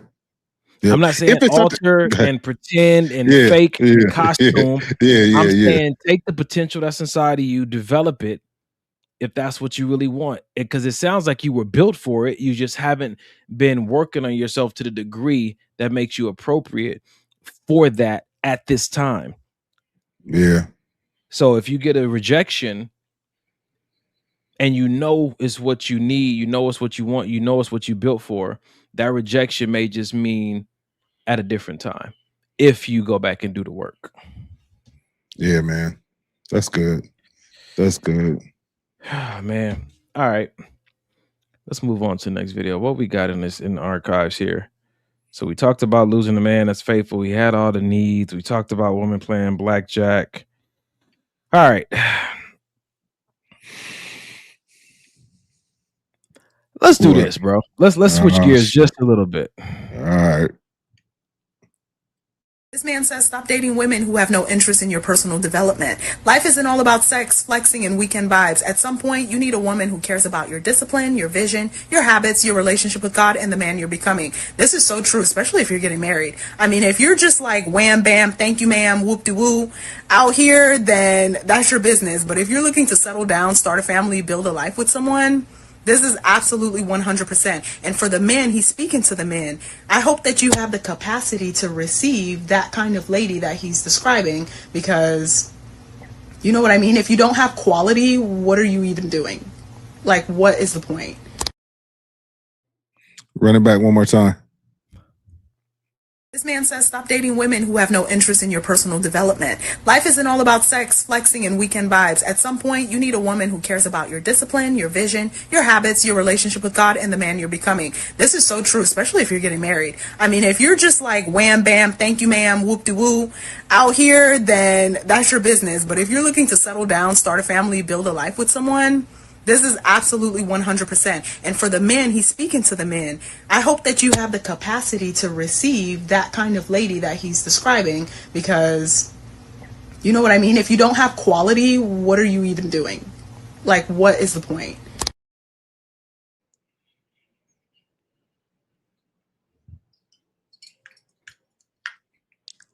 Maybe partnerships is a call to a unique side of the refinement that society can't give you. That's good. maybe partnership is where you actually give development in those unique spaces a chance because you're a person. When you say this is my person, this is the person that gets to work with me on these things that I wouldn't trust society or my community to work on. Even though society does help me develop, my community does help me develop, there's these unique things that are very sensitive to me and very necessary for me to fulfill purpose that I need partnership on developing. And the partners do that for each other. They do. They're the only people that are allowed in each other's personal space in that arena. That's really good. That's really good. And I feel like that comes into fruition by taking time out with your partner to have those intimate conversations, to have those conversations where we're talking about building, not just, where you want to eat this weekend, which is cool, you know what I'm saying? But like she said, if we're not trying to partner, if we're not trying to build, if we're not trying to push each other to be better, then what really is the point? Just somebody to have sex with? I mean, if that, like you said, if that's what you want, I get it. Yeah. But if you're trying to like build something with somebody, we got to prioritize certain things over other things. Yeah. How do you respond to this, Mike? Ali said, what up, Ali? She said, not necessarily. Yep. I have dated amazing men who were definitely enough, just not right for me. So who were they enough for? Because when I hear enough, so and correct me if I'm wrong, Ali. If I hear they were enough, in my mind, I feel like they're enough for me. But then on the back end, if I hear they weren't right for me, then it almost sounds contradictory to they were enough for me. So correct me if I'm wrong, Ali. I don't know. But that's just how I read it. That's how I read it too. So I want to hear more from you, Ali. And Rashonda said, but that's also limiting people who aren't in partnerships, that their growth is limited. Saying that a call to partnership is to work on those unique spaces. And so, Rashonda, I would say to you, if you're saying that also is limiting people who aren't in partnerships, that their growth is limited, what if that was true? How would you feel about that? Yeah. Just if you don't like something don't mean it ain't true. And check this out, man. And that's so real. And I'm just thinking about my business. I've been an entrepreneur with my printing business since 2014. And for the first few years, I attempted to do everything on my own. And I was getting business and I was making money. But when I got help, I started getting more business and making more money. So it's not to say that it can't work all on your own, but could it be better with a partner?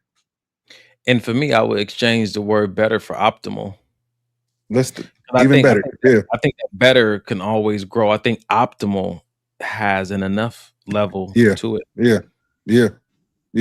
I like it. I think some things, if you make them better, they're worse because they actually are serving their purpose. More is not always better. We know that. Exorcist said that maybe they were too much, since we're having a conversation about enough. Listen.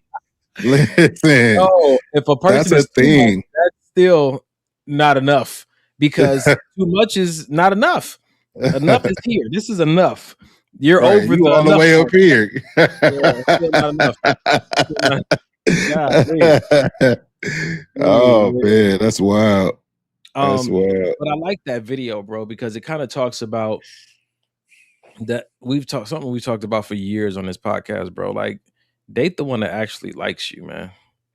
The one that likes you, the one that's not afraid to show how interested she is in public, in private, the one that when she sees you, she's excited, the one that wants to be a fan, that doesn't need to be prompted to encourage you on what you're doing, the one that is excited about having conversations with you, even about the hard things, because she's like, this is, I want to be around you. I want to be with you. Like, You know what I'm saying? And that's not just a guy to girl thing, a girl to guy thing. Like the guy who's not trying to play nonchalant, the one that's willing to look corny for you. You know what I'm Yeah. saying? The one that's willing to say, like, man, I really want to be with you and work through something. Like Yeah. the one that really likes you. The one, not the one that, you know, they may really like you and might not have it all figured out. I'm not saying you end up dating the one that really Right. likes you. But Right. you Right. end up marrying the one that really likes you, but date that Right. person, kind of see what goes from there. I think that's a great place to begin For sure it is. pursuing marital interest with somebody. For sure it is. I think Allie got back to us over here. All right. She said, meaning there's nothing wrong with them. And they went above and beyond to show me love, but there are key things I need, but they didn't have. But it didn't negate from being enough. Example, I need someone who loves to dance. I think in my definition of enough, that would mean they weren't enough. Yeah, that's what I was gonna say. Then they weren't enough. So she has a different definition of enough. So that's fair. Yeah, for sure. For sure. Your wife said these types of convos really become some of the best parts of your relationship. We just had me and my wife take out time on a consistent basis to have exactly these type of conversations. You know, you can't just assume because we're together, we on the same page, and you can't just assume that we're together that everything is how it's always been. That's good, man. That's good, bro. All right. We got one more video for tonight, man, and we're gonna call it. What is this? I'll run that one later. Here we go. How do you know if they're your person? I started to realize it's actually not what you know about them, but what they ask about you. You know, I went on a date. I remember most of them, I didn't get asked that much. I did all the question asking. Don't go on another date just to hear somebody else's story, but never share your own. If you want to know if somebody is your person, well, have they asked, who are you? What are you interested? Like, what lights you up? I've seen so many people have dates and relationships talking about how great the other person is, saying they were nice, they were handsome, but then realizing, wait a second, what did they think was so incredible about me? They just liked looking at the mirror all day. Those are the people that you know are not going to be your person. If you want to know if you already have one of those right now, I think you just ask them the age-old female question, which is, what do you find interesting about me?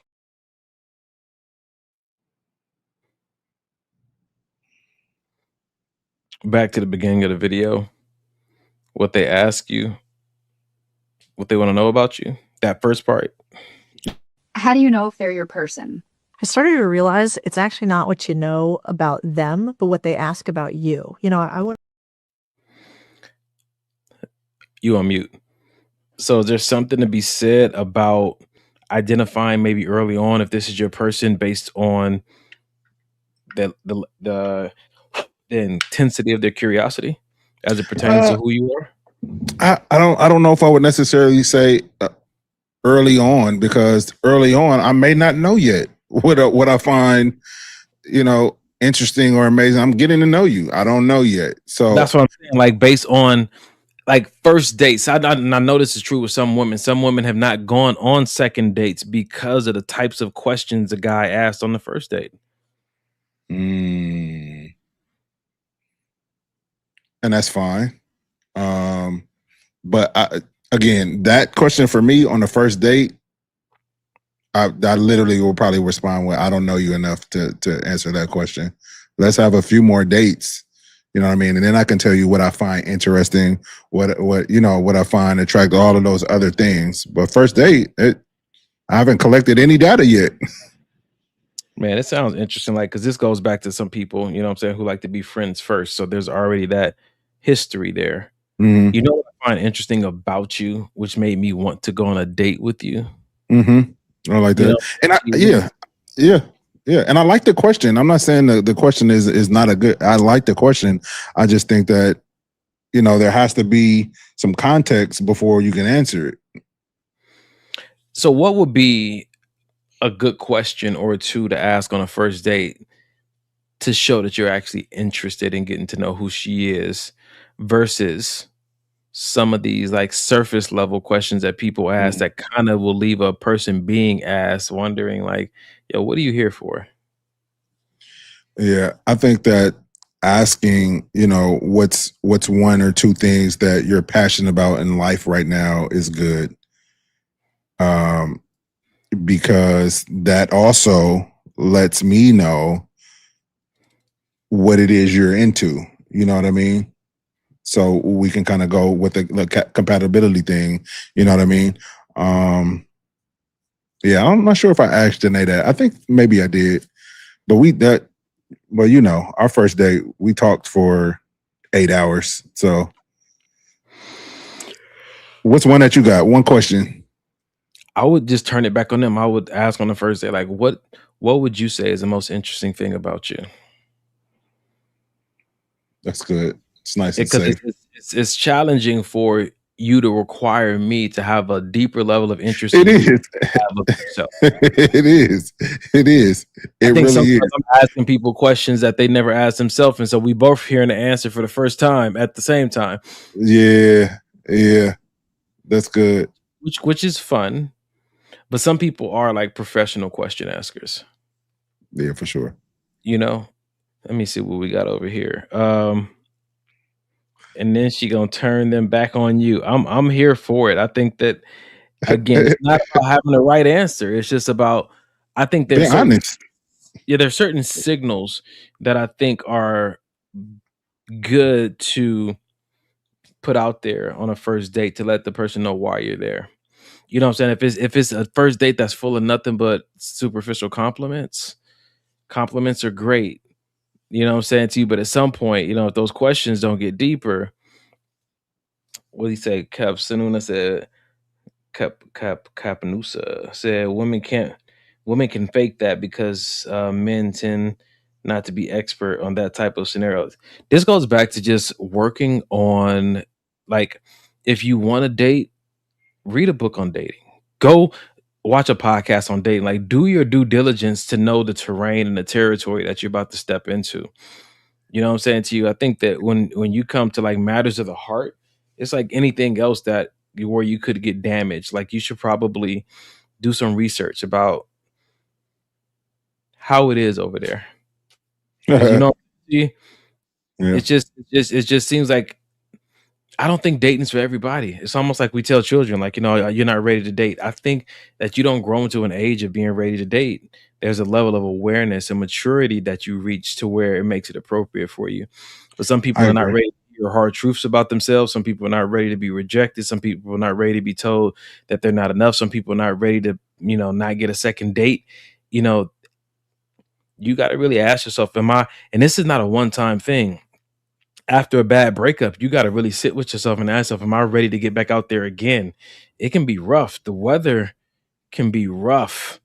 And it's not just something you just walk into haphazardly with a half-healed heart and a chip on your shoulder.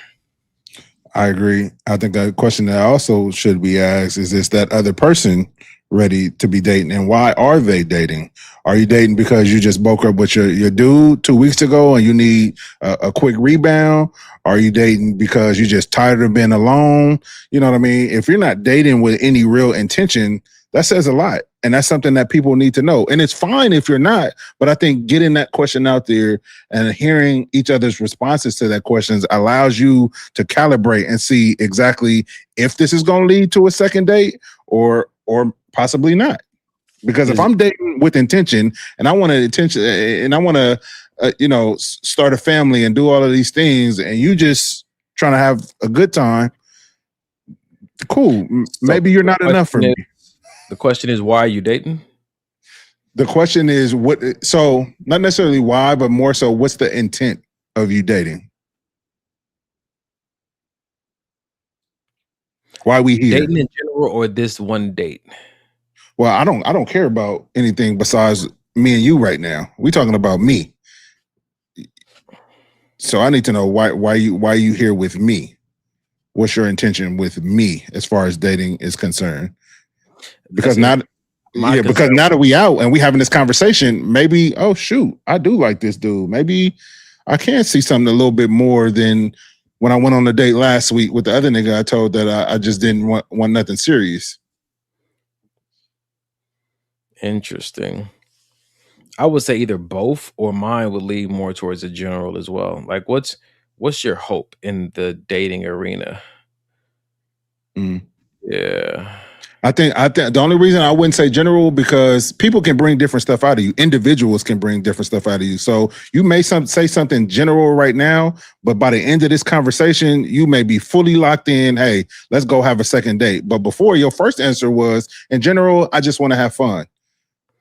But that may change by the end of the date. So yeah, yeah.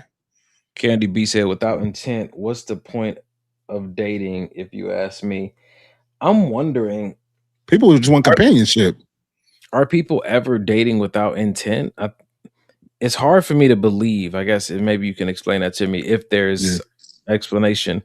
I believe people are always operating with an intent, either conscious or subconscious. Yeah, I agree because even like I said, companionship, that's an intent. You just want to be around a female and hang out and have fun. You don't want no strings attached. Hell, you may not even want sex. I just want somebody to go to the movies with and have a good time with. You know what I mean? That's even intent, is what I'm saying. So yeah, I don't think that they're. I don't know how you would, like you said. It's good, bro. Ladies and gentlemen, we've reached that time. This has been Help the podcast. Your sister. The intent is free food. The one I married. The one that you suggested that I marry. My 10 p.m. transformation is contagious. Oh, Lord. 10 o'clock and sister. And I feel mine coming on. My sister. Let's pray out. Let's pray out immediately. Listen, if we like to leave you guys with a resource at the end of every episode, which is Suicide and Crisis Hotline. We sometimes talk about some real things. Sometimes somebody might be on here dealing with a broken heart because they felt like they weren't enough, or somebody told them they weren't enough for a situation. That is as light as this conversation was at different points, that can be a heavy thing to really sit with. So we want you to know that we are not available outside of Sundays, 8 p.m., but there is someone who is trained professionals, trained counselors, waiting to pick up this call or answer this text message from you if you're dealing with a broken heart, if you're dealing with deep disappointment or depression that has to do anything with relationships, or if you really want to help somebody who's struggling. Your best friend just got a divorce, you know what I'm saying, or there's been a death with the person that you loved and you don't know how to process it. I know we had somebody on earlier that said that the person they're supposed to marry in December passed away 3 weeks ago. 988 is a great number to call to get connected with a resource that can help you with the grieving process, with the recovery process, with the process. We have multiple people who have watched this podcast, have reached out to this number and gotten the help they need. I know that they respond. They pick up the phone, first of all. They also respond, I think, to text messages, and they have a website where you can chat with someone live. So reach out if you need the help and the support. You don't have to do it alone. Some people rather talk to strangers, and this is a great resource to have. And like I always say at the end of every episode, just because you care about someone doesn't mean you know how to care for someone. So if you want to help someone that you know is going through a hard time, call this number first to make sure that your approach is going to make things better, not worse. That's solid, bro. That's solid. And to piggyback, I'd say just remember that no crisis is too small or too big. It could be I got midterms coming up and I'm stressing out about how I'm gonna do. Call the number. Yeah. That's good. Because the homeboy or the homegirl may not be up at 2, 3, 4 in the morning. That's good. All right, man. You praying us out? Yeah, man. First, Father, thank you for another great show. I thank you for bringing the people that did here. Thank you for bringing them to the show, Lord. And I pray that the words that went forth landed on ears that can hear. And I hope that it helped someone today, Lord. I thank you that as we go throughout our week, that you will be with us, keeping us safe, keeping our children safe, our friends and family safe, Lord. I want to lift up our sister Betty with the loss of her fiance or boyfriend who passed, Lord. I just thank you that you will be a shoulder for her to lean on, arms to give her hugs, Lord. And I just thank you that you will keep her mind strong while she's going through this grieving process, Lord. And I thank you that with all that said, if you see fit, we'll be back next Sunday to again produce what you want us to produce. In Jesus' name we pray. Amen. Let it be so, y'all. Amen. And we'll see you next Sunday. 2 Chainz. Possibly. I might not be here. We'll see. Maybe. Can we talk for a minute? Come on and talk to me.